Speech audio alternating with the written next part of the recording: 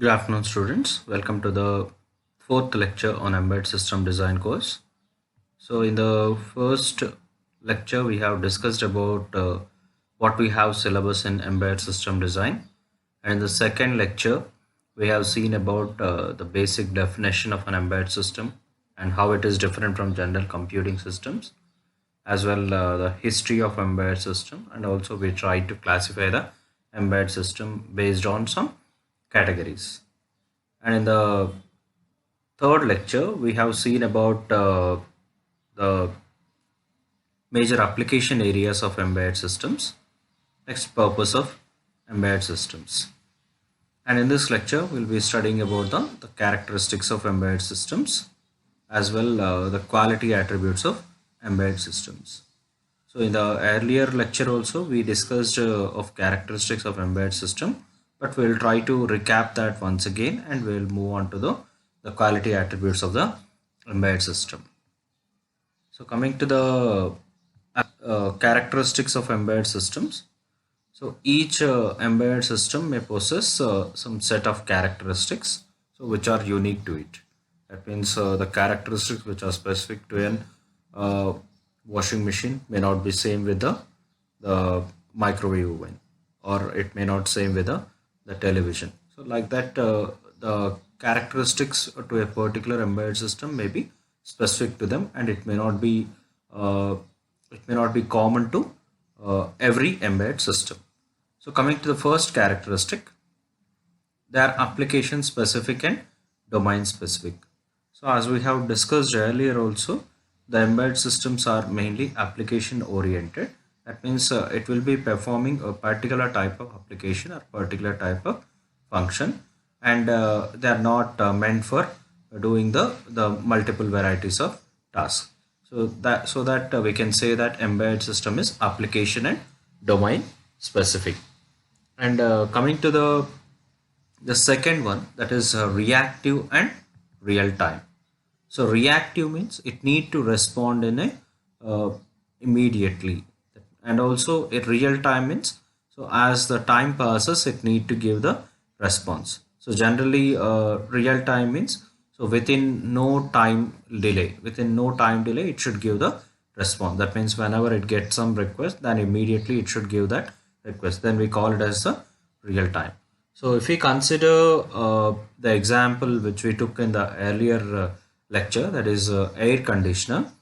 So what it is doing is it is changing the temperature of the room based on the sensor temperature as well as the temperature which is set by the end user. So it is sensing and reacting to the temperature which is present in the room. So that is called as reactive, and all this conversion is being done in the real time. That means we need to say that it is deterministic in nature, or it is done in a finite time of nature. So in some of the critical systems, the real time mean very short time. We can say in terms of nanoseconds or even uh, microseconds range. Okay, so that is the second characteristic. Coming to the third one, operates in harsh environments. So embedded systems may be operated in different environments. So it can be at a environment where the temperature may be very high or the temperature may be very low. You can take an example as a defense equipments. So where they need to be operated, in India, we that need to be operated near to Himalayas, where the temperature is very cold, or we can call Siachen Glacier, where temperatures are very low. So there some defense equipment need to be operated, so that the embedded systems need to be operated in different environments. It may be very cold, or it may be at the temperature where it may be at the places where temperature may be very high. It may be in dusty environment, okay, or it may be in environments where there are some vibrations. So in all that environment, the embedded systems should operate. So there are some embedded systems which can be operated at home also, but some embedded system need to be operated in harsh environment also. So coming to the fourth one, which is distributed.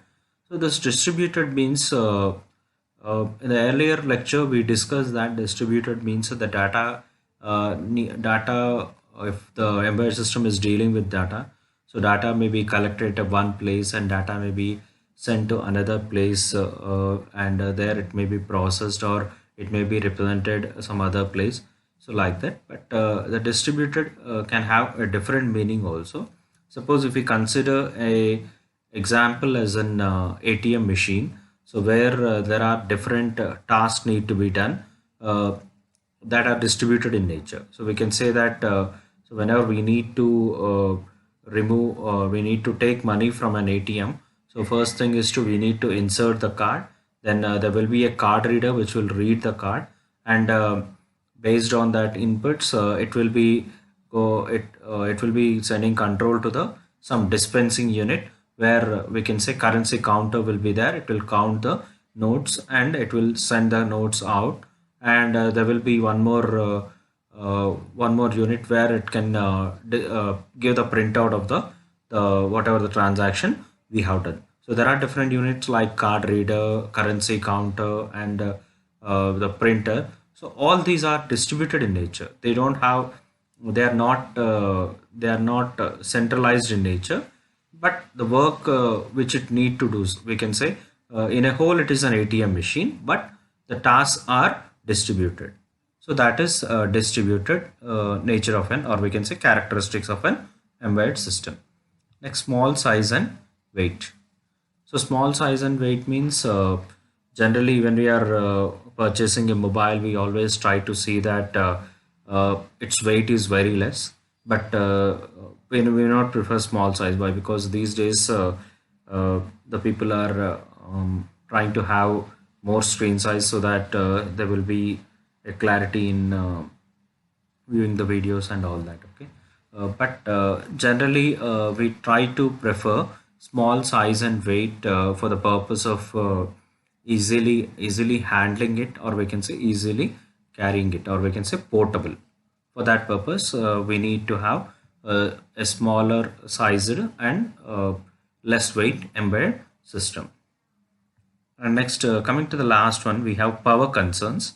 So in the earlier lecture also we have discussed about power concerns, but there we discussed that whenever the embedded systems is battery powered, then it need to consume less power.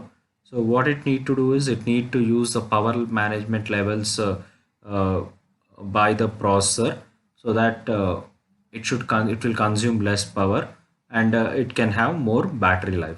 So there can be other thing which can be concerned with respect to the power. If the embedded system is dissipating more power, then the embedded system may get damaged within a short time. So we need to have some cooling equipment for that, and the cooling equipment also occupies some space of the embedded system, so that the embedded system may become bulkier. So whenever we are designing an embedded system, we also need to think of the cooling requirements of the embedded system, and whenever it is battery powered, it need to take the advantage of the power management levels of the processor, so that it can have more battery life with less cooling equipment. And next, we'll be seeing about quality attributes of embedded system. So these are nothing but non-functional requirements, and whatever we have discussed earlier, that is characteristics, they are nothing but the functional requirements. So where each of them is nothing but a particular function of the embedded system, or we can say each of them is nothing but characteristic of an embedded system. Here we will be seeing non-functional requirements which need to be addressed, or when we are doing documentation of an embedded system, we need to have the concrete quality attributes, and we can say measurable quality attributes, so that we can say it is better than the other embedded system. And the various quality attributes that need to be addressed in an embedded system development are classified into two, that is operational quality attributes, and other one is the non-operational quality attributes. So when you say operational quality attributes, it refers to the quality attributes whenever whenever the embedded system is in operating mode, or we can say operational mode or online mode or when it is in the working mode, the quality attributes that are to be taken into account are called as the operational quality attributes. And coming to the non-operational quality attributes, so these are to be addressed whenever the product is not on the basis of the operational aspect. That means uh, we need not consider the operation for deciding this quality attribute that are called as the non-operational quality attributes. And next, first we'll discuss about the operational quality attributes. And in operational quality attributes, we have first one as the response. Response is nothing but the time taken to get the output, or we can say how the system is reacting, how quickly the system is reacting. That is called as the response. So some of the embedded system need to be in real time, like critical machines in the spaceships, or we can say in the aeroplane control systems. All these are nothing but work in a real time. That means the response should be very much quick, or we can say the response should be within a short span of seconds, or we can say nanoseconds or microseconds. So that is nothing but the response of a embed system, or we can say it is the quality attributes which need to be considered. Next, second one is throughput. Throughput is nothing but it is also called as the efficiency of the embedded systems. You consider a manufacturing unit, you can consider the number of units that has produced, or number of batches of units that has produced, or if it is a measuring equipment, how much number of measurements it has done. Means we will be taking a specified time. Within the specified time, how much of the task is done. So that will give the efficiency of the embedded system. So we always try to have one benchmark, and we'll see that we'll see the efficiency with respect to the benchmark. And whenever it is above that, we'll be saying that that is an efficient system. And whenever it is below that benchmark, we'll say that the efficiency can need to be improved for having a better embedded system. And next one is nothing but reliability. So reliability means how much percentage you can rely on the proper functioning of the embedded system. So generally, we'll be taking two factors uh, to measure this one. So we can also say that reliability is how much percentage of susceptibility of the system failure is there. That means it can be considered either how much percentage you can rely on the proper functioning of the system, or you can also define it by how much percentage of susceptibility of system failure. So these are the two ways which we can measure the reliability. So for measuring this, we'll be considering two parameters. So one is mean time between failures, and other one is nothing but mean time to repair. So mean time between failures is nothing but uh, how much frequently the embedded system or system may get fail. So that is called as the mean time between failures. And this mean time between failures can be in terms of hours, weeks, months, or days. So generally, suppose that if the printer is working correctly and it may fail after some 1 year, then we can say that the mean time between failure is 1 year. So like that, we can define the mean time between failure. Next one is second one is that is MTTR. MTTR means mean time to repair. So this mean time to repair is how much time the system can be in non-operational mode after it is off. That means it is out of order. How much time it can remain unoperational. So that is nothing but mean time to repair, or we can say that how much time it will take to get into operational mode after failing. So that is called as the mean time to repair. So there is one factor called availability, which we'll be seeing under the maintainability next topic, that is maintainability. This availability factor. We have already discussed about response, throughput, reliability, And coming to the maintainability, so maintainability is different from reliability. Maintainability is deals with the support and maintenance of the system based in case of system failure or in case of the regular checkups. So maintainability is different from reliability, and we can say that they are both complementary in nature. And when we say system is more reliable, then it requires no maintenance, or we can say less maintenance. And whenever the system is not reliable, it requires more maintenance. Okay, so these two terms are complementary in nature. And when we take maintainability, so there can be two types of maintenance. So the first type of maintenance is scheduled or periodic maintenance, and the second one is the maintenance due to unexpected failures. So first one, that is scheduled or periodic maintenance. That means there will be a scheduled time, or there will be some specific period after which it need to be maintained, or we can say it need to be provided with maintenance for proper functioning, or we can say to improve the lifetime. So let us consider a example of printer where it can where the cartridge need to be replaced after some specific amount of prints. That means specific number of prints we need to change the cartridge, or else we may not get the quality printouts. So let us take some 10,000 prints, we need to change the cartridge. So that is called as a scheduled or periodic maintenance. That means after 10,000 printouts, we need to have the change of the cartridge. So that is scheduled or periodic maintenance. Coming to the second one, that is maintenance due to unexpected failure. Suppose the printer shutter is that is the valve where from which we get the paper out. So that is not opening. That is nothing but an unexpected failure, and this type of failure is called as the uh, unexpected failure, and that need to be maintained. So we call that type of maintenance as the maintenance to unexpected failure.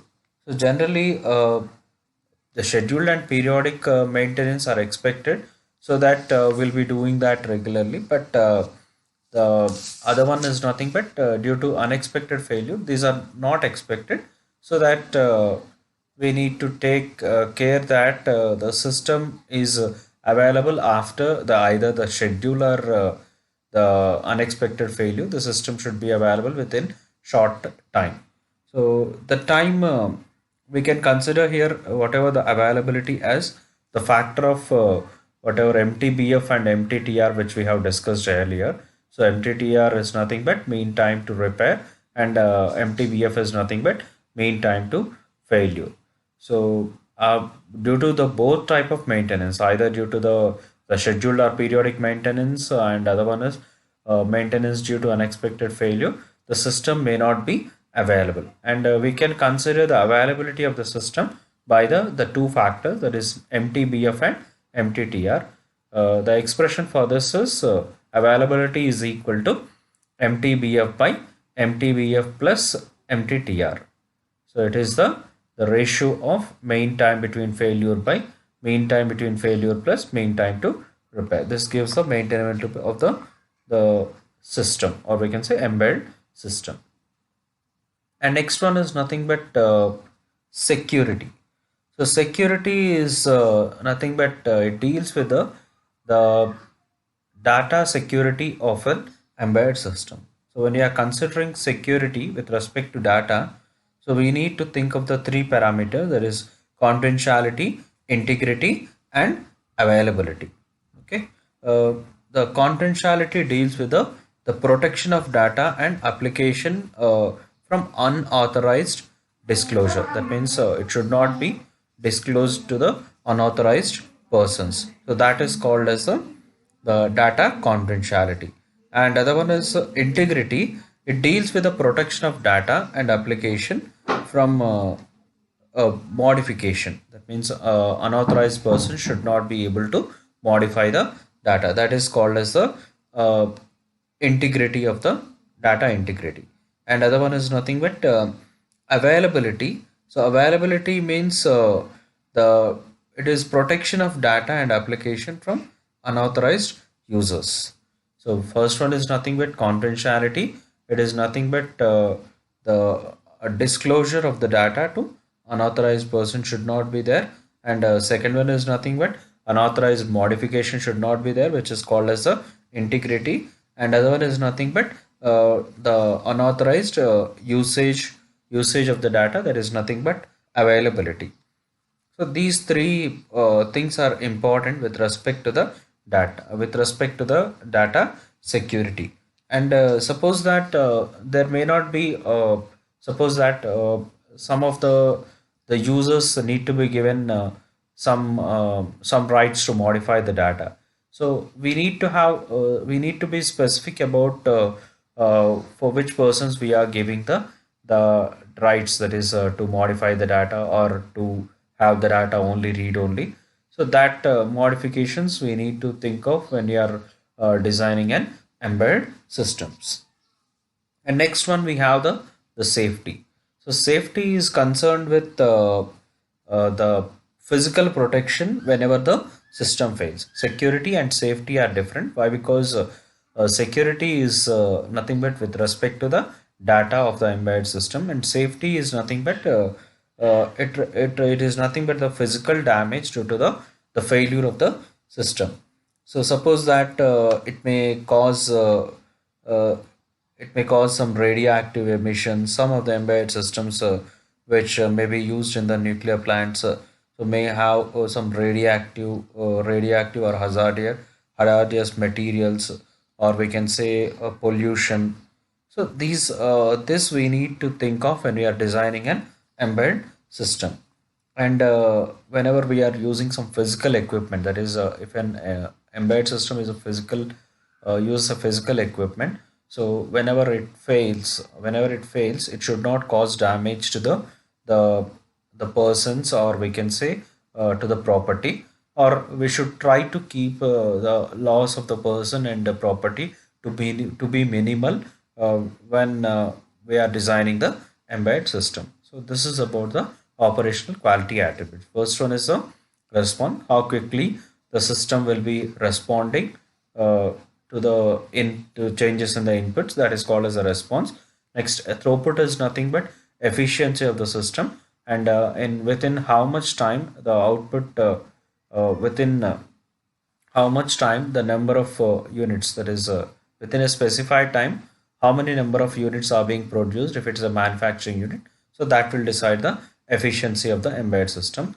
Coming to the reliability, it is nothing but how much percentage we can rely on the proper functioning of the system, or how much percentage there can be susceptibility of system failure, is nothing but reliability. And coming to maintainability, maintainability is nothing but the complementary term to the reliability. If the system is more reliable, it requires less maintenance, and whenever system is not reliable, it requires more maintenance. So maintenance is nothing but it really deals with the support and maintenance of the system during failures, or due to the regular checkups. And these two terms can be defined by using the two terms, that is MTBF and MTTR.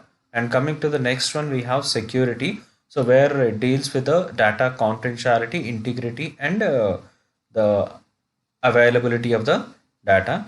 And next one is nothing but safety. It is safety and security are different terms. Why? Because safety deals with the physical damage to the person or property, persons or property during the failure of the system. So that this need to be kept very minimal during the design. That means the system should be more safe to be operated in different environments, and it should not cause damage to the persons or property where it is operated. So these all things need to be taken into account during the design of the embedded system. And next we will see about non-operational quality attributes. Non-operational quality attributes are the one which are considered not based on the operation of the embedded system. So first one is nothing but testability and debug ability. That means the embedded system should be testable, or we can say embedded product should be testable. Either the hardware or software should be testable. Why? Because whenever we are releasing any embedded system into the product, it should not have any problems.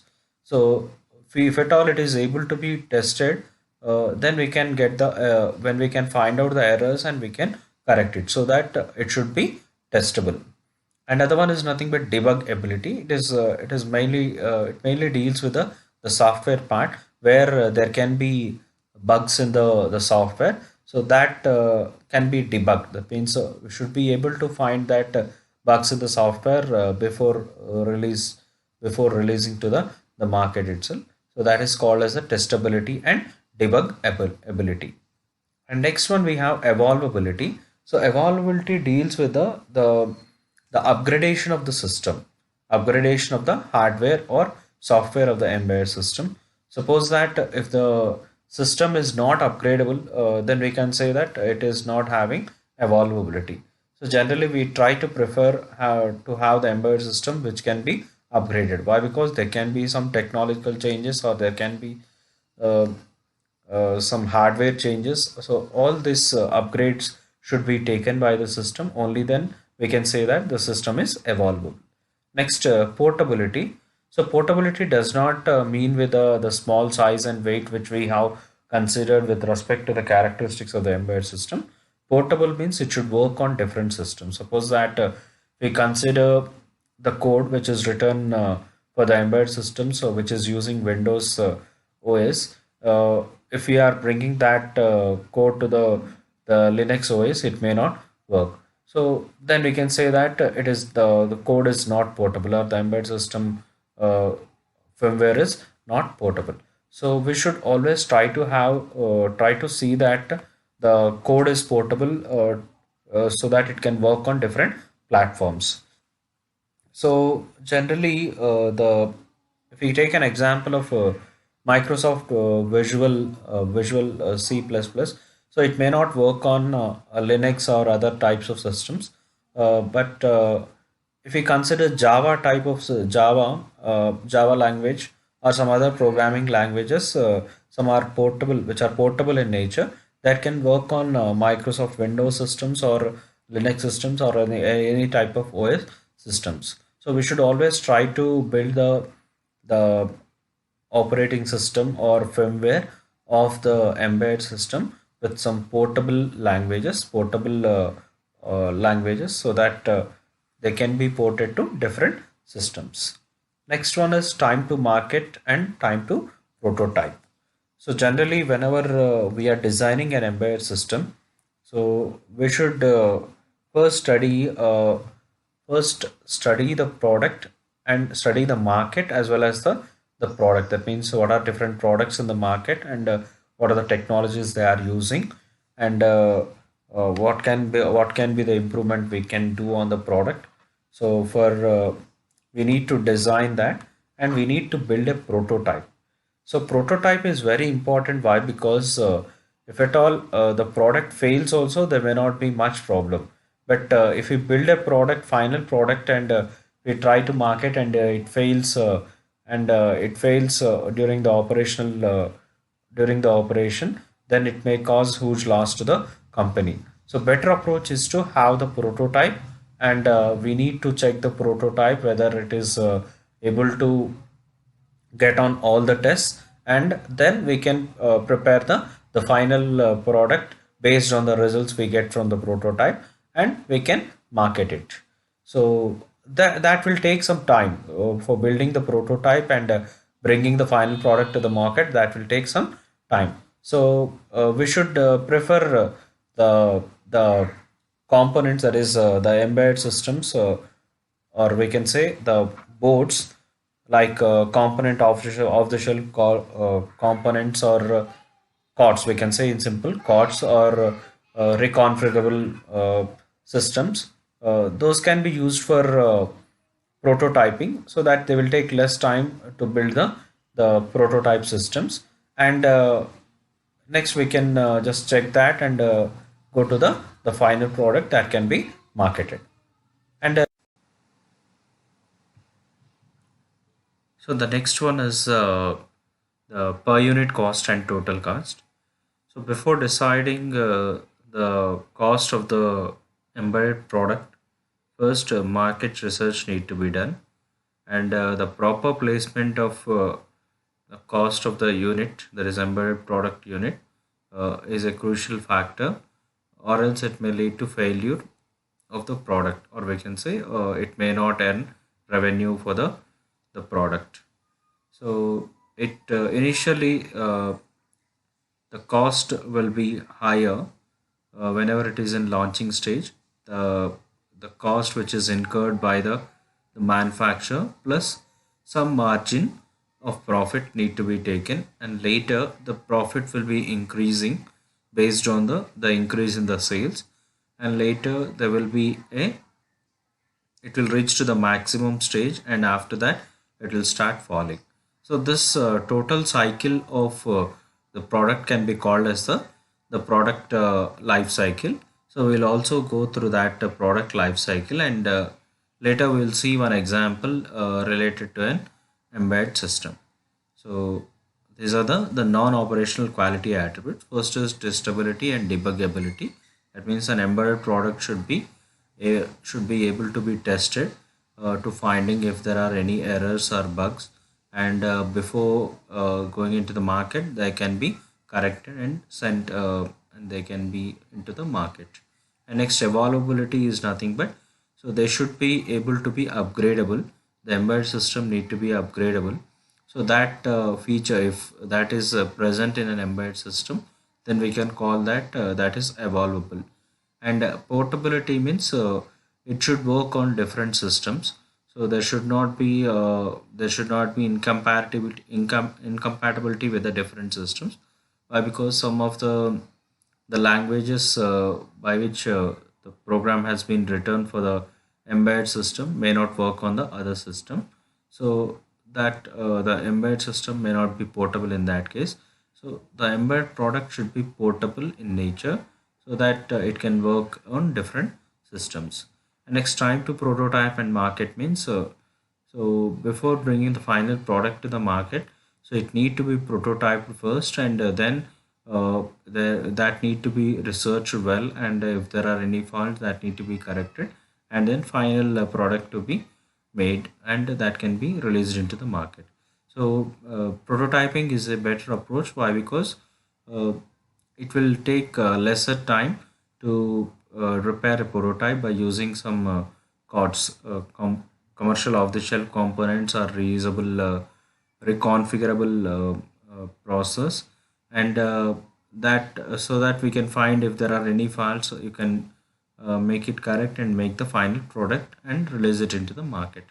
And also the cost is also an important factor. Why? Because so the other manufacturers may have the same type of embedded system with a lesser cost, so that the that sales will be increasing rather than our embedded system. So we need to have proper market research, and the cost of the unit, so that the sales can be increased and the profits can be in line.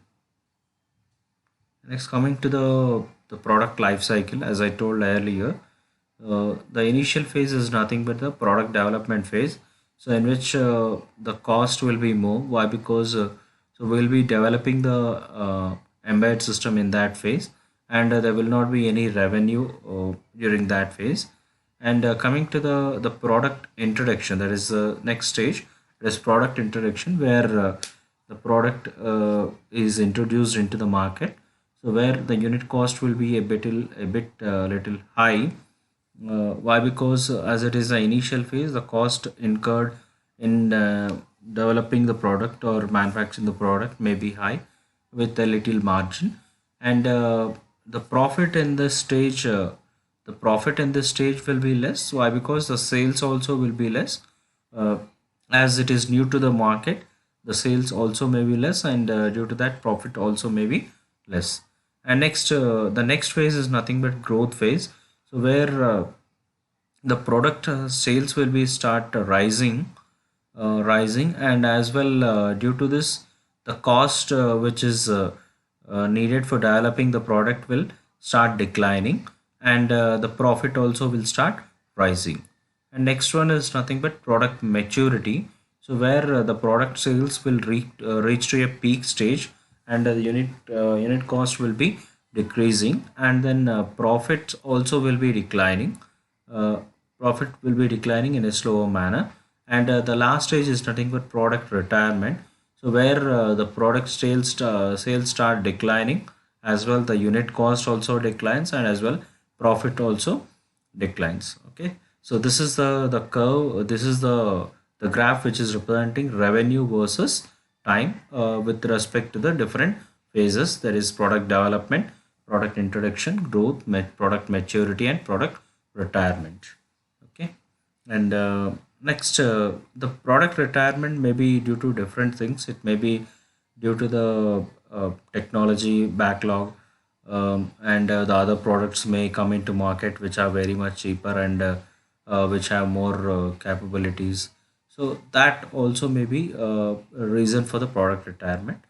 Uh, so that a thorough research need to be done to have the product which is more innovative, and which can catch the market. Okay, and next we have an example. It is smart running shoes, and this is from Medidas. And the tagline of this is the innovative bonding of lifestyle with embedded technology. So this was developed by Adidas, which adopts the shock absorbing characteristics, and also it customizes to the individual runner depending upon running style, pace, body weight, and running surface. And what it contains is sensors, actuators, and microprocessor, and which runs an algorithm which adapts to the shock absorbing characteristics of the shoe. A sensor here is a Hall effect sensor, which is placed below the, or we can say on the top of the cushioning element, and it senses the compression, and it passes the compression to the microprocessor, which consists of the shock absorbing characteristics algorithm. And the micromotor, there is a micromotor which is nothing but the actuator. This controls the cushioning element. This will be underneath the cushioning element, so that it will be adjusting either up or down to make uh, the running easy for the runner, based on his pace, body weight, and running surface. Why? Because the algorithm adjusts the cushioning element based on that. Okay, so thank you.